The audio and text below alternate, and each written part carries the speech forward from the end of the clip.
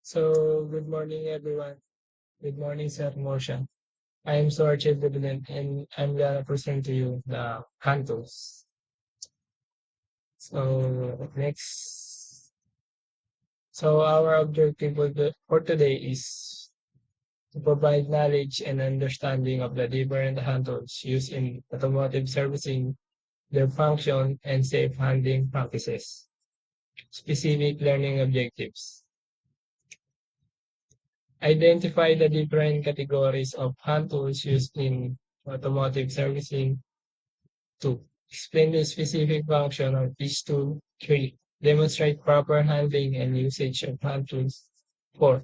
Apply safety precautions when working with automotive hand tools. So, next.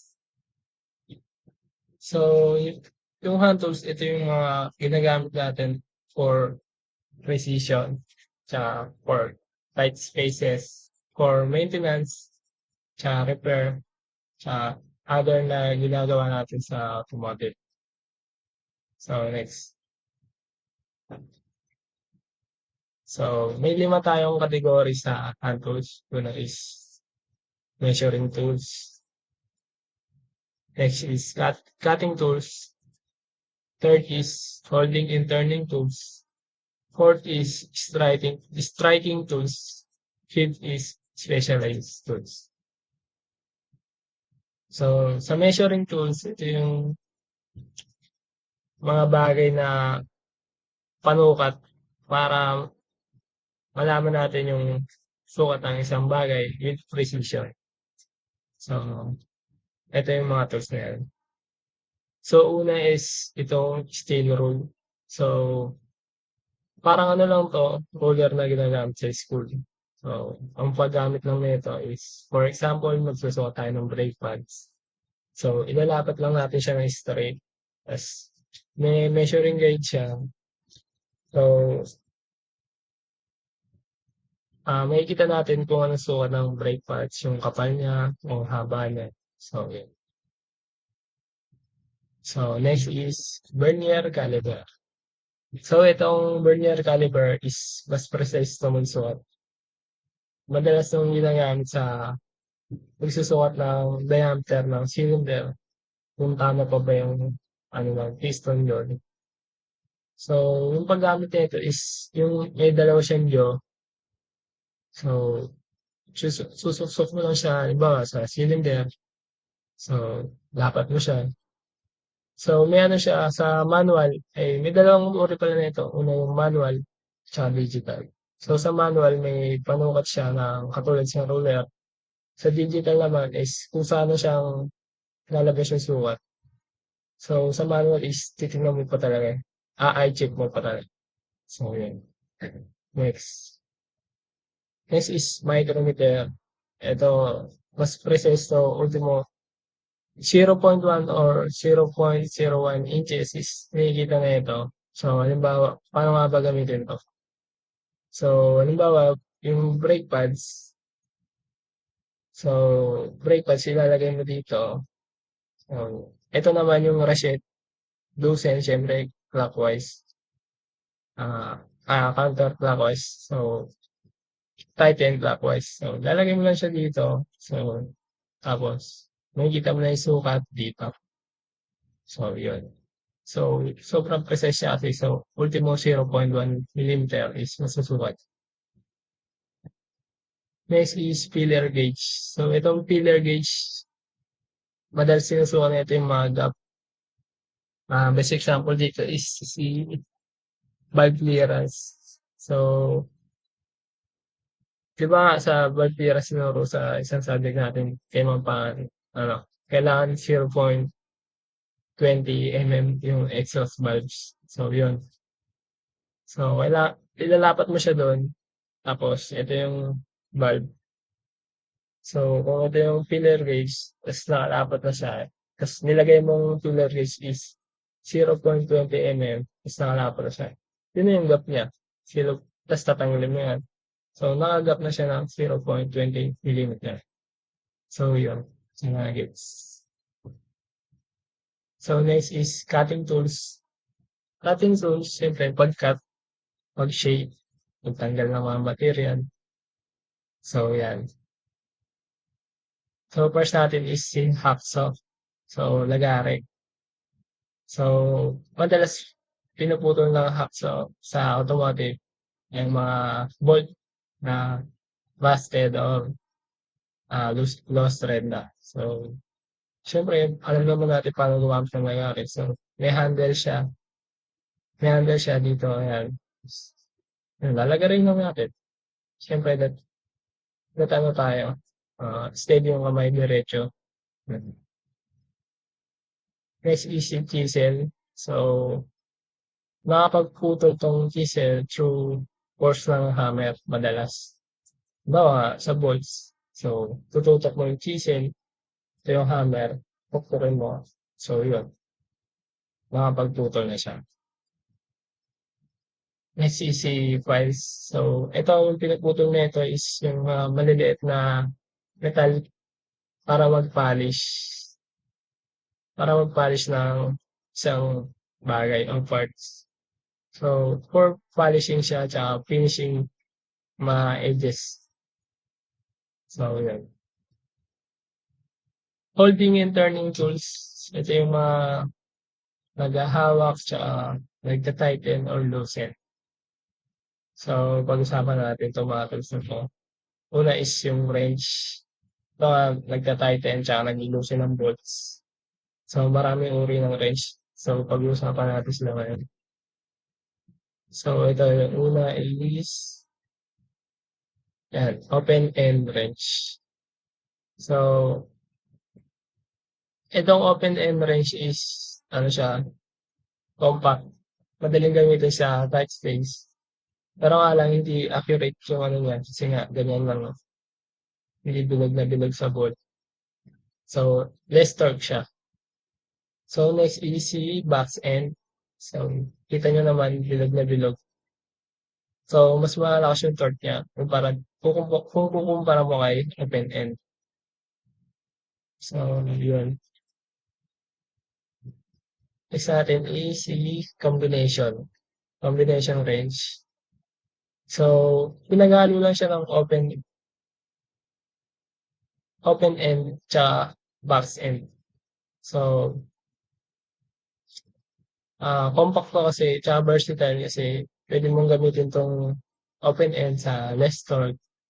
Tapos yung box end naman sa more torque na gawain. So, maliit lang rin siya. Madali siya ipasok sa masisikip na lugar. So, next natin is si adjustable range. So, basically, adjustable. Na-adjust yung ano niya, yung sukat niya dito. So, marami siyang sukat na kayang gawin. So ano siya, versatile. Para pwede mo isang range na yung gawin mo dalhin mo isang adjustable range na marami ka na ma-adjust na bolts. Kaso nga lang, ano siya, bulky. Kumpara mo dun sa tatlo. Kasi nga, marami pa siyang components dito. So, goods na good siya for turning tools. Next is si socket wrench. So, socket wrench, ano to, mas precise yung torque niya kasi mas lapat na lapat siya sa bolt. So, mami-minimize natin yung damage sa bolt kasi nga mas lapat na lapat siya. Kumpara mo yun sa open end, sa combination, sa dyan, sa adjustable. Pwede mo rin siya gamitan ng extension tsaka adapter. Yun nga lang, ano siya, kailangan mo ng maraming socket. So, pero ano siya, madalas, ito ang pinakamadalas na ginagamit dahil nga nakaka-minimize siya ng damage sa bolt.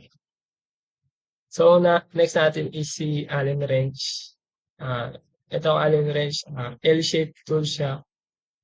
Meron siyang hexagon tip.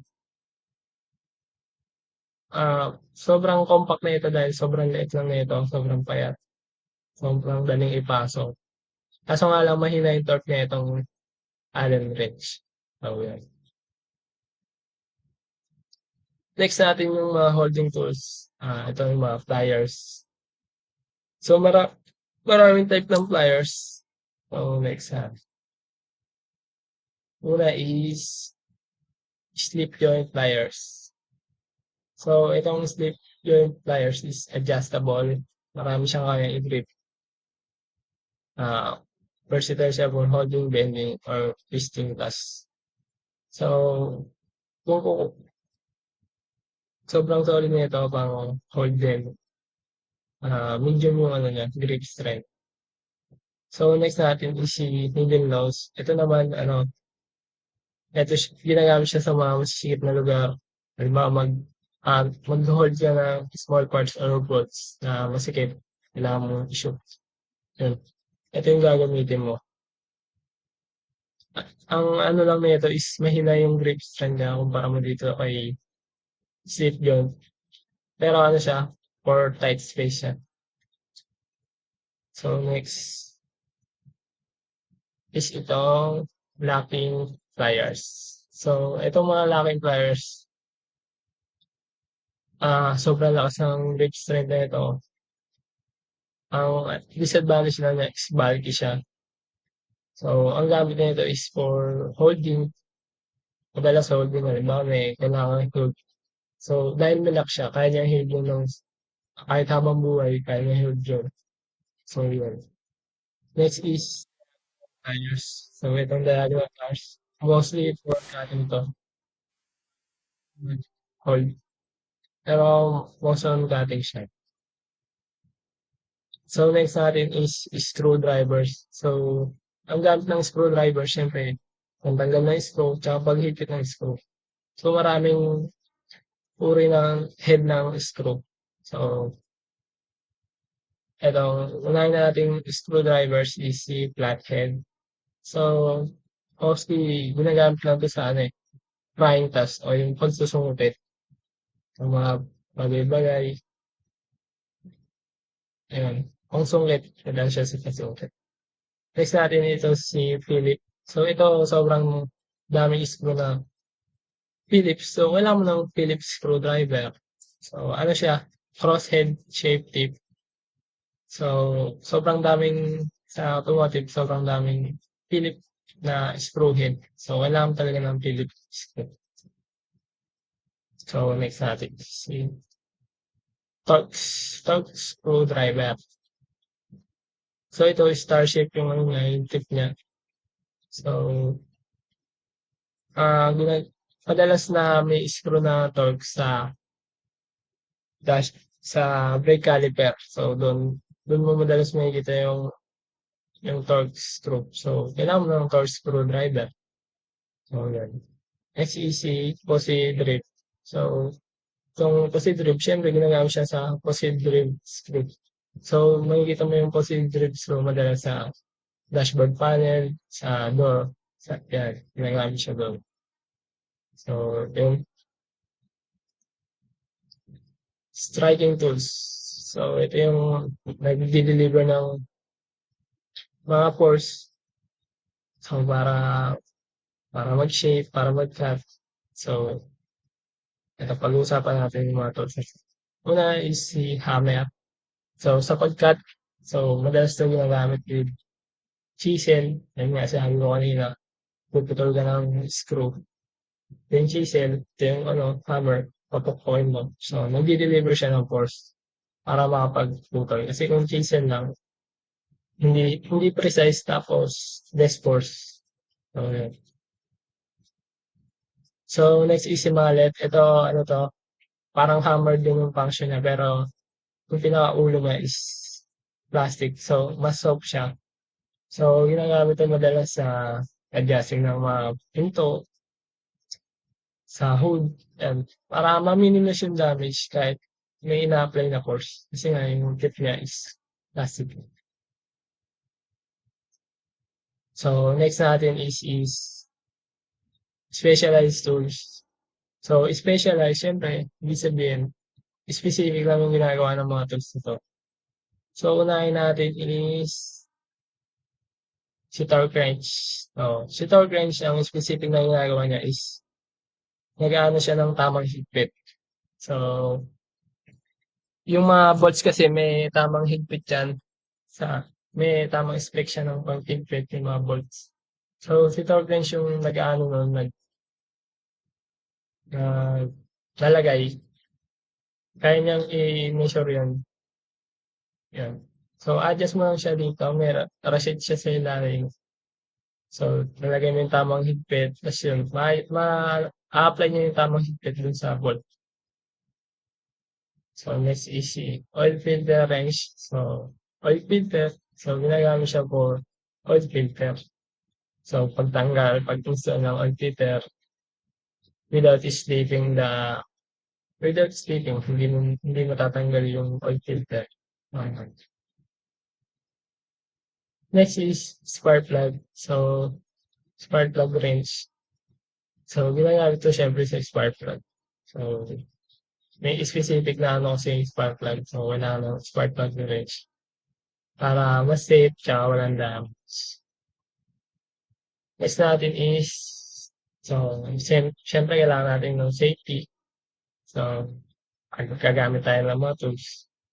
So, ito yung 7 basic safety rules. Syempre, gumamit tayo ng PPEs, gloves, goggles, and shoes. So, para maprotektahan yung kamay, mata, paa natin. So, next is height tool. Siyempre, gagamit ka ba ng, halimbawa, pag ano ng bolt, pagtanggal ng bolt, gagamit ka ba ng pliers no? Iba hindi. Gamit ka ng mga wrench yan. So, next is inspect tools before use. So, titingnan natin kung masira na yung mga tools natin. So, syempre kung masira na yun, ah, pwede natin halimbawa sa wrench, masira yung wrench natin, pwede natin madamis din yung bolts pag ginamit natin siya doon. Keep tools clean and dry.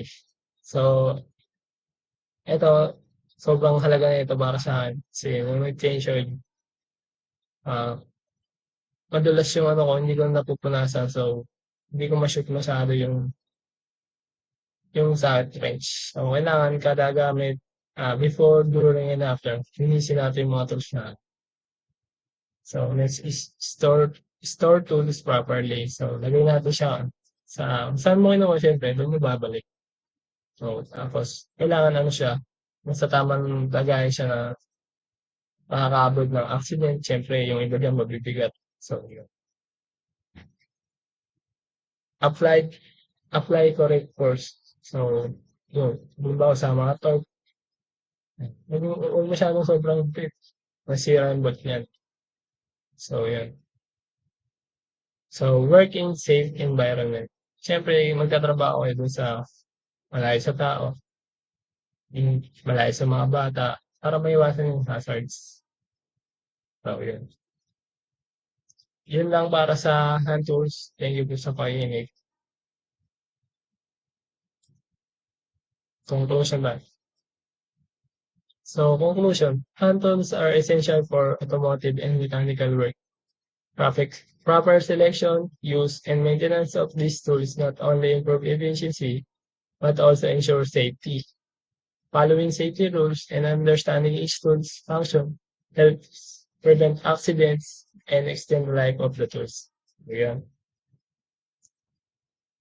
Thank you po.